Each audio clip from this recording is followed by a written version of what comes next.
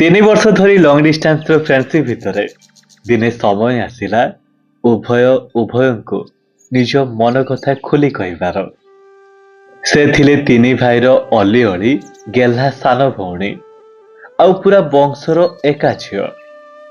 ମୁଁ ଥିଲି ଘରର ଏକା ପୁଅ, ଆଉ ମିଡିଲ କ୍ଲାସ ଘରର।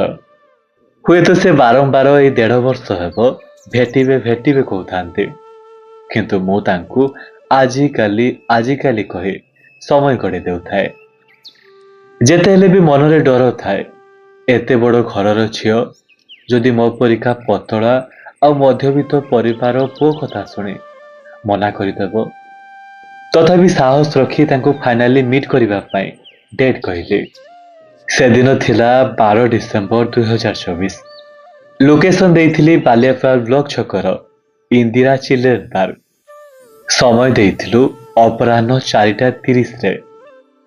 ହୁଏତ ଆମେ ପରସ୍ପରକୁ 3 ବର୍ଷ ଭିତରେ ଅଡିଓ କଲ୍ ଆଉ ଚାଟ୍ରେ ପ୍ରତ୍ୟେକ ଦିନ କଥା ହେଇଛୁ, କିନ୍ତୁ କେବେ ବି ଭିଡିଓ କଲ୍ରେ କଥା ହେଇନୁ।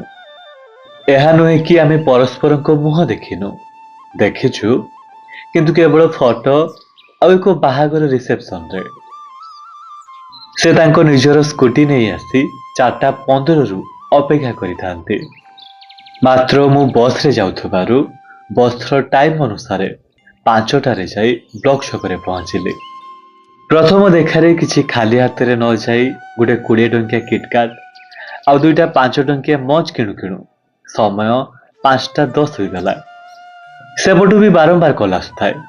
ମୁଁ ଖାଲି କହୁଥାଏ, ଖାଲି 2 ମିନିଟ୍ ଅପେକ୍ଷା କର, ମୁଁ ତ ଏଇ ପହଞ୍ଚିଗଲି। ଫାଇନାଲି ଏବେ ମୁଁ ପାର୍କ ଭିତରକୁ ଏଣ୍ଟ୍ରି କଲି।